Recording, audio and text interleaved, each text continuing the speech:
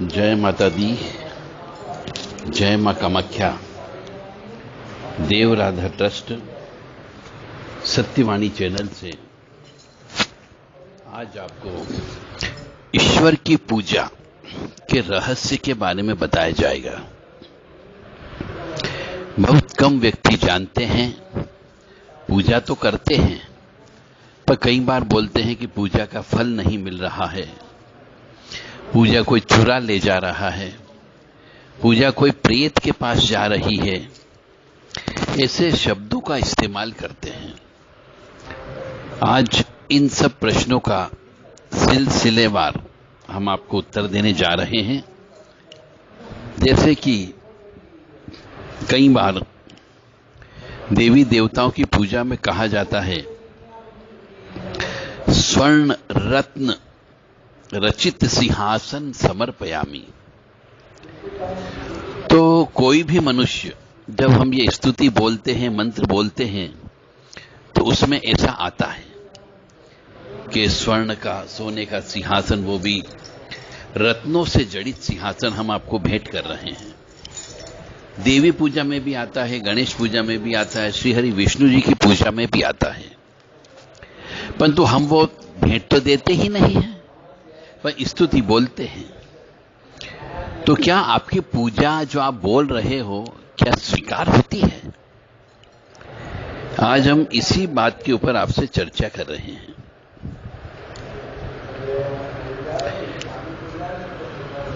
कुछ व्यक्ति कहते हैं, साहब धनवान व्यक्ति तो भगवान को समर्पित कर सकता ही है, आसन समर्पित कर सकता है, सोने का, रत्न जड़ित हीरों का, परंतु फिर भी दूसरे व्यक्ति जितने भी हैं वह सब सोने का आसन रत्नों से जड़ा हुआ भगवान को अर्पित नहीं करते हैं। फिर भी भगवान उनकी प्रार्थना सुनता है और जो मंत्र बोलते हैं, स्तुति बोलते हैं, उसे स्वीकार करते हैं। इसलिए मनुष्य को पूजा जब करते हैं तो पूर्ण रूप से भावना के साथ में मानसिक पूजा भी करनी चाहिए, तन्मयता के साथ पूजा करना चाहिए। तो धनहीन व्यक्ति भी पूजा करने का अधिकारी है और धनवान व्यक्ति भी पूजा करने का अधिकारी है। दोनों ही, चाहे धनवान हो या धनहीन व्यक्ति हो, वह देवी देवताओं को सोने का आसन अर्पित नहीं करता है और न ही उस सोने के आसन के साथ साथ रत्न और हीरे जवाहरात जड़ा हुआ आसन नहीं देता है। पर फिर भी पंडित जी लोग जब भी पूजा कराने के लिए आते हैं तो उसमें अवश्य वो बोलते हैं और वहां पे अक्षत चढ़ा देते हैं। तो इसका अर्थ यहां पर यह है, सिंपल सी बात है कि जब हम किसी गुरु से दीक्षित होते हैं, निगुरे नहीं होते हैं, गुरु से दीक्षित होते हैं, तो गुरु महाराज भी अपने इष्ट की पूजा जिस तरीके से करते हैं और वह पूजा अपने शिष्य को करवा के सिखाते हैं कि तुम्हें अपने इष्ट की पूजा इस तरीके से करना है, तो शिष्य को वैसी ही पूजा करना चाहिए जैसी गुरु ने सिखाई। फिर यहां पे यह प्रश्न उत्पन्न ही नहीं होता है कि हमने स्तुतियों में या मंत्र में भगवान को यह कहा है कि स्वर्ण रज, सोने का सिंहासन, उसमें भी हीरे जवाहरात जड़े हुए हैं, वह हम अर्पित कर रहे हैं। यदि हम हर श्लोक का अर्थ निकालेंगे तो आप पूजा ही नहीं कर सकोगे। इसलिए गुरु होना अत्यंत आवश्यक है। जब कोई भी पूजा कराते हैं उसके पहले उस मनुष्य को गुरु बनाना चाहिए। मानसिक पूजा, हमारे यहां शास्त्र में वर्णन है कि मानसिक पूजा की जाती है। यदि आपके पास में भोग के लिए भी पैसा उपलब्ध नहीं हो, हिरण्य दक्षिणाम भी उपलब्ध नहीं हो, यानी सोने की मुद्रा उपलब्ध नहीं हो, तो हम चावल का एक दाना भी चढ़ा सकते हैं। परंतु मंत्र में हिरण्य दक्षिणाम समर्पयामि अवश्य बोलते हैं, यानी सोने की दक्षिणा हम आपको दे रहे, गिन्नियां दे रहे हैं। तो कहने का अर्थ मेरा यहां पर यह है कि भगवान भाव का भूखा है। कोई जरूरी नहीं कि आप जो बोल रहे हो वो चीज वहां पे उपलब्ध हो। वस्त्रम समर्पयामी, उपवस्त्रम समर्पयामी। तो पंडित जी पहले से कलावा या मोली काट करके रखते हैं, और जहां पर भी वस्त्रम समर्पयामी वाली बात आती है, एक मोली आपके हाथ में पकड़ा देते कि भगवान जी को चढ़ा दो, कि आपने वस्त्र चढ़ा दिए। तो क्या एक सूता भगवान के शरीर को ढक लेगा? क्या भगवान इतने छोटे हैं? क्या भगवान एक सूते में अपने शरीर को ढक लेंगे? तो ये भावना का खेल है। आपकी जैसी भावना पूजा के समय पर रहेगी, वैसे ही फल आपको ईश्वर देता है। चाहे आपके पास कुछ भी नहीं हो, आप बहुत गरीब हैं, पूरी पूजा में आप केवल चावल से पूजा करते हो या कुमकुम से पूजा करते हो। जैसे साउथ में हमने देखा है, भारत में, दक्षिण भारत में जो पूजन अर्चन होती है, चाहे वो श्री महाविद्या की भी होती हो, श्री यंत्र की पूजा होती है, तो भी उसमें सब जगह सिर्फ कुमकुम ही उनको चढ़ाया जाता है, और कुमकुम में ही सब कुछ समाहित होता है। तो मानसिक पूजा हमारे हिंदू सनातन धर्म में बताई गई है। आपके पास धन नहीं है, दौलत नहीं है, सोना चांदी नहीं है, तो भी आप ईश्वर की मानसिक पूजा कर सकते हो। यानी कि भाव से पूजा करना चाहिए। हम मानसिक पूजा करने का मतलब है मन से हमने सिंहासन दे दिया, यानी दे दिया, बोल दिया ना, बोल दिया। मन की गति से हम पूजा करते हैं। इसीलिए हमारे यहां हिंदू शास्त्र में मानसिक पूजा के बारे में बताया गया है। मनसा वाचा कर्मणा, यह सुना है आपने। मानसिक पूजा में सब कुछ संभव है। इसलिए मनुष्य को यदि पूजा नहीं कर पा रहा है तो मानसिक पूजा कर लेना चाहिए। कल्पयामी में धन नहीं लगता है, सिर्फ कल्पना करना है। तो मानस जो है पूजा का हिस्सा है। सिर्फ आपका भाव जरूरी होता है। दुर्वा अंकुर, घास, दूब भी एक तरीके की घास है, परंतु वह स्वर्ण के समान मानी जाती है। ये भी भाव है हमारा।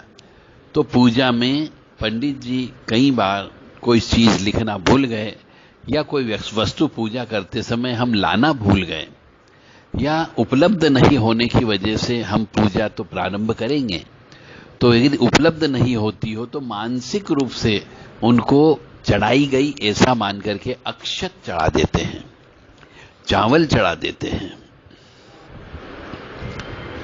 फिर रत्ने कल्पित, आपको केवल कल्पना करनी है, कोई अर्पण नहीं करता। लेकिन भगवान की जब भी आप सेवा करते हैं, पूजा करते हैं, तो शुद्ध भाव से केवल मानसिक पूजा भी यदि आप करोगे तो भगवान उस मानसिक पूजा को भी स्वीकार करता है। मन सा, सबसे बड़ी बात है, मन से करना है, श्रद्धा भाव से करना है।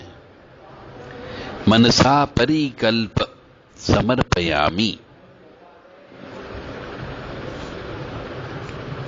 और फिर यदि हम और गहराई में जाते हैं तो उस सर्वशक्तिमान जो इस सृष्टि को चला रहा है,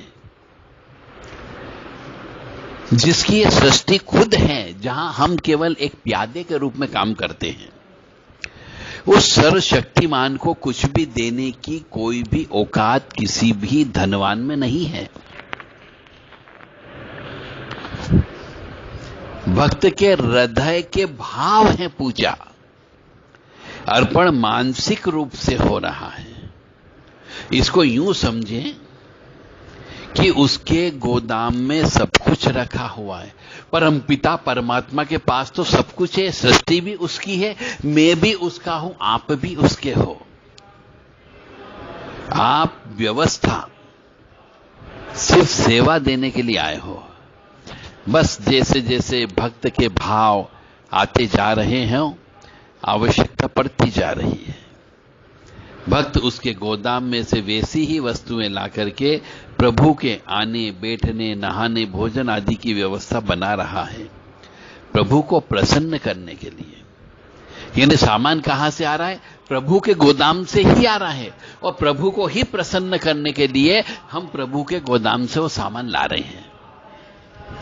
ठीक वैसे ही जैसे एक मां बच्चे को नीला धुला के, सजा संवार करके उसे प्रसन्न करती है, उसे देखकर स्वयं भी प्रसन्न होती है। यहां खेल सब भावना का है, एकाग्रता का है। ईश्वर को आपका कुछ भी नहीं चाहिए। तुम ईश्वर को क्या दोगे? तुम्हारे पास औकात है कि तुम उस परमपिता परमात्मा को कुछ दे सको? इसलिए गरीब के द्वारा की गई पूजा भी ईश्वर स्वीकार करता है, और अमीर के द्वारा की गई पूजा भी स्वीकार करता है, बशर्ते कि वह मन से की जाए, वचन से की जाए और समर्पण भाव से की जाए।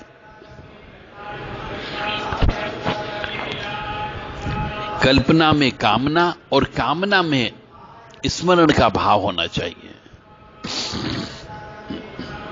शास्त्र क्या कहता है?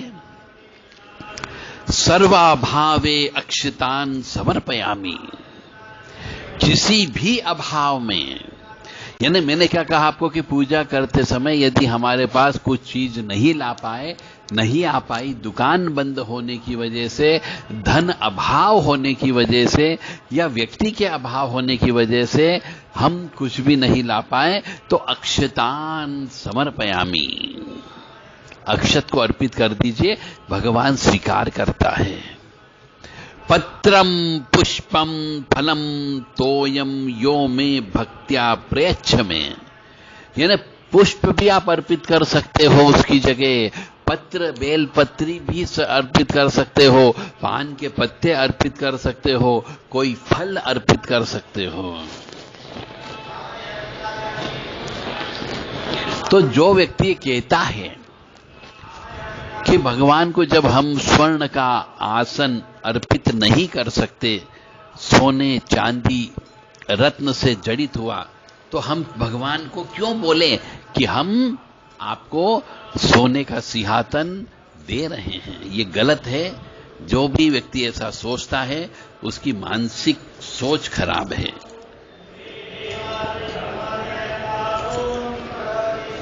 इसीलिए यदि हम स्वर्ण आसन जो रत्नों से जड़ित हो, उसके लिए यदि भगवान को एक पुष्प या उसकी एक पंखुड़ी भी अर्पित करते हैं, तो भगवान उसे स्वीकार करता है और उसी को स्वर्ण का सिंहासन मान करके उसके ऊपर बैठ करके आपको आशीर्वाद भी देता है। तो दुर्गा मानस पूजा जो होती है उसमें भी कहा गया है कि देवेंद्र आदि सुर गण ये सब व्यक्ति जो हैं उनके बारे में कहा गया है कि मां, देवताओं ने तुम्हारे बैठने के लिए यह दिव्य सिंहासन लाकर के रख दिया है, इस पर विराजो। यह वह सिंहासन है जिसकी देवराज इंद्र आदि भी पूजा करते हैं, सिंहासन की पूजा करते हैं। अपनी कांति से दमकते हुए राशि राशि स्वर्ण से इसका निर्माण किया गया है। यह अपनी मनोहर प्रभा से सदा प्रकाशमान रहता है। इसके सिवा यह चंपा और केतकी की सुगंध से पूर्ण अत्यंत निर्मल तेल और सुगंध युक्त उबटन है, जिसे दिव्य युवतियां आदर पूर्वक तुम्हारी सेवा में प्रस्तुत कर रही है। कृपया इसे स्वीकार करो। ये जो मंत्र है उस मंत्र का अर्थ मैंने आपको बताया। मतलब मां भगवती को हम ऐसा दिव्य आसन प्रदान करते हैं जब स्तुति बोलते हैं तब, कि देवेंद्र आदि भी रचित सुरगण दाय सिंहासनम कांचन संजया भी रचित चारु प्रभा भास्वरम। इसका मतलब ये है, तो क्या आप यह दिव्य सिंहासन ला सकते हो? यह सब मानस पूजन है। जो वस्तु हमारे लिए सुलभ नहीं है, हम उसे कल्पना में पूर्ण भाव से अपने इष्ट को अर्पित करते हैं।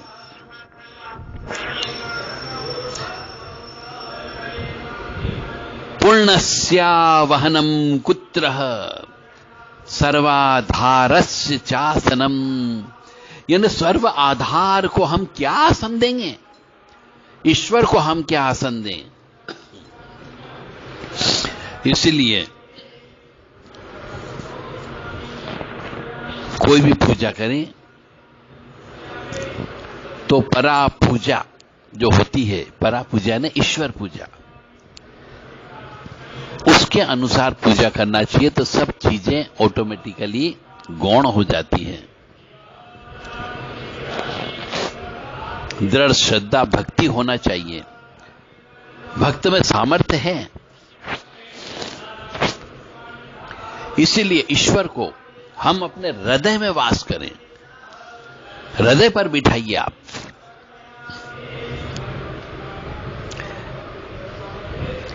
सर्वधार को आवश्यकता भले ही न हो, परंतु निराधार को आसन की अत्यंत आवश्यकता होती है।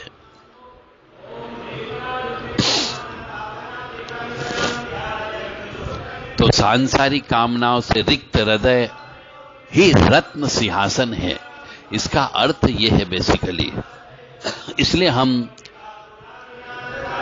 रत्नों का सिंहासन भगवान को प्रदान करते हैं कि हमारी अब कामनाएं, इच्छाएं, वह सब तू समाप्त कर। मैंने सांसारिक कामनाओं से रिक्त रहित मेरा दिल आपको अर्पित कर दिया, जिस पे आप विराजमान हो जाओ। यह गहन अर्थ है। हमारी पूजा पाठ पद्धति में हर जगह बहुत गहराई बताई गई है, और उस गहराई में ही आपको समझना है। और जो गहराई में नहीं जाएगा, उसकी पूजा पाठ सफल नहीं होती है।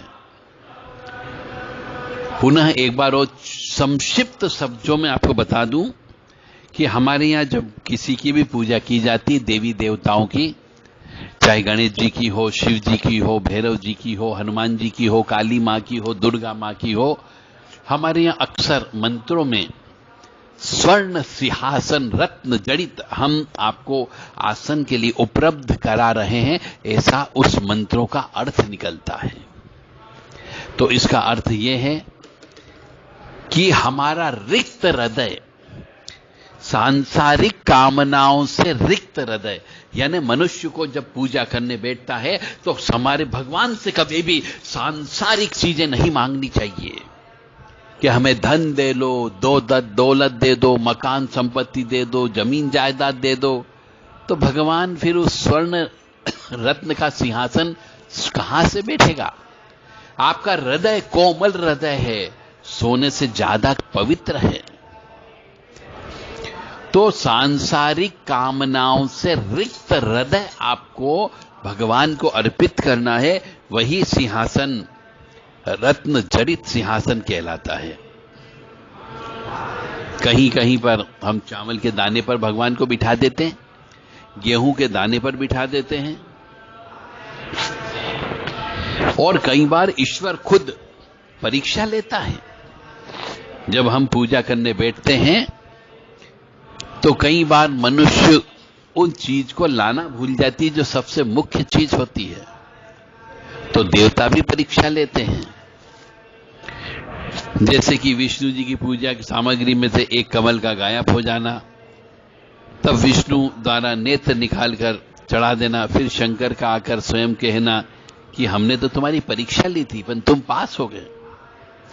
इसलिए कभी कभी भगवान स्वयं भी जो है आपकी परीक्षा लेता है।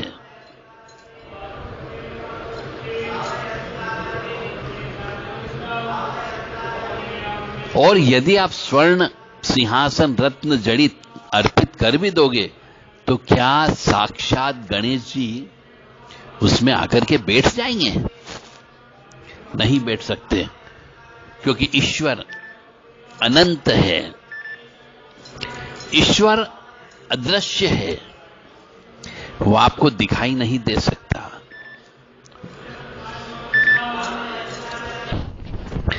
अगर स्वर्ण सिंहासन आप भाव से उत्पन्न करते हो तो भाव से गणेश जी आपके पास आ सकते हैं। मनसा स्मर्पयामि,